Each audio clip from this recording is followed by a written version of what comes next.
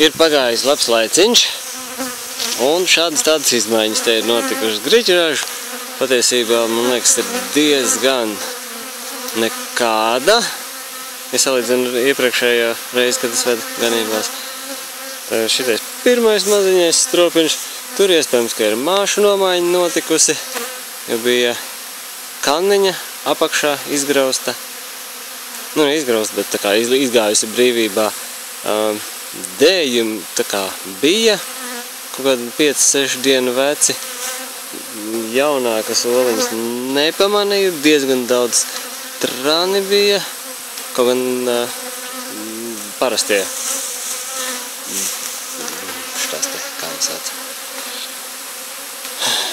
Parastās darba bišu dējumi tie bija, tur bija viss normāli. Šeit blakus rota, nu tāpa. Jaunās saimietes tur tādas nepilnas korpusiņas. Šī saime, tā man liekas, ka ir kaut kāda vecā saimie. Nu, ar iepriekšējo māti, te ir uzlikta, bija 2 magazīnas, un ir uzlikta 3, jo te kā tie ir čakli strādā. Šeit ir augšējā korpusā dejošā māte, jaunā, kas bija apsēklojusies.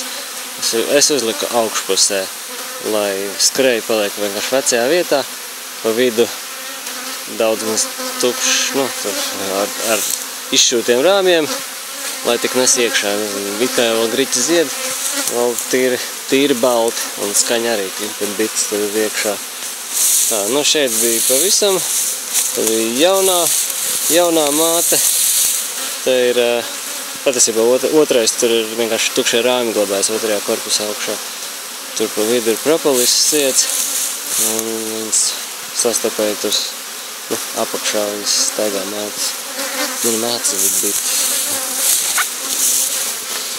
Tā, šeit. Te bija viss ļoti labi, te bija pienests kārtīgi medus bija pienests. Ļoti pieklājīgi. Tā, ar lielo piecinieku virsmu tam gan es uztaisīju pārmaiņas. Tur viņam es uzliku pa vidu. Nu, tur es biju paredzējis, ka tās bites daudz čaklāk strādās. Nu, ka tur būs pārņēmušas, bija uzlicis tā, lai uz 20 rāmjiem. Bet viņas nestrādāja. Viņas nebija audzes nemaz. Es izņēmu uz kaut kādiem 16 rāmjiem atstāju apakšas korpusā. Dēšana notiek, māti vienīgi neatradu, bet ir visas cerības, ka viņa ir palikusi apakšā. Nu, es tā ļoti ceru. Es nedēļas jābrauc apstīties, ja viņa arī būs augšā, tad nu, nav liela nelēma, tāpēc augšā arī tur, man liekas, ka bija kur dēt. Daļa no citiem liekiem, nu, tukšiem, nu, liekajiem, bet no citiem stropiem, kur vienkārši ir pilna peru telpa, pēkšņi, nu, ka tur ir pienestais medus, es vienkārši tos medus rāmis nokritu bites, iemet iekšā, tur, kur ir tīri priekš medus rāmiem, lai šitais ir kur piecinieks, lai te viņas viņa nogatavina, pat ja viņas nav sanesušas, nu, vismaz būs vairāk no vienā vietā. Blakus tas lielais, nu, tur viņas tā ļoti čakli strādā, bet neko daudz nav pienesušas. Viņas tur, nu, saimas jau tā liels un spēcīgs. Tā, kas mums te ir? Šitais maziņais, smukais ar daudziem bitītēm. Te ir arī pienests kārtīgi medus. Šitais blakus ir pavisam skaists, te bija ļoti daudz čakli viņas strādājušas. Ieliku tas zaļais laikam, varbūt arī apakšā dzeltenē, nu, tas ir pirmā magazīna, kas ir virs perkorpus. Tur tā laikam ielika tukšu, jo abi pārējie bija jau sākts aizvākot, nu,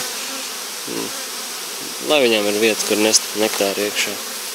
Jā, šitā saime bija tik pilna, ka es sapratu, uz kā es atbraucu.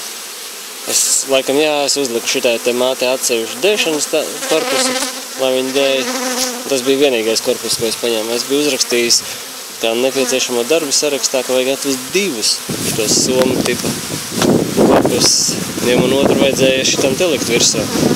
Un tur apakš bites mierā. Es attaisu vispār tāpatās arī sēž. Protams, ka pilns ar viņām. Nu, cerams, ka tur mātē ir kur dēt. Varbūt arī nav dēt, bet nu, tur gadījumā daudz viņu. Kritīsies un nu, žēl gan. Tas ir vienīgais neveiksmīgais variants šodien, kad nolažoju šito. Tā, kas te ir? Šitā saima arī ļoti smuka attīstīsies. Tā ir jaunā saima. Un viņa bija attīstījusies tur tā, kad pilns ar periem. Un medus korpus arī bija gandrīz pienests. Droši paliek, nedroši ieliek vēl vienu korpusiņu, lai tad bites pašas izdomā. Šitam korpusiņus uzlieku virs tā pilnā medus korpusa. Vienkārši es jau tur tās bišķis bija tik daudz, katru reizi tad sanāja, ka tos korpusus jāspēj, tad ui! Johaidī. Sādēļ vēl. Ka tos korpusus cilā, tad tur bites tomēr tiek spaidītas. Tas man nepatīk, ka viņas jāspaidā. Nu tā. Tagad var braukt mājās.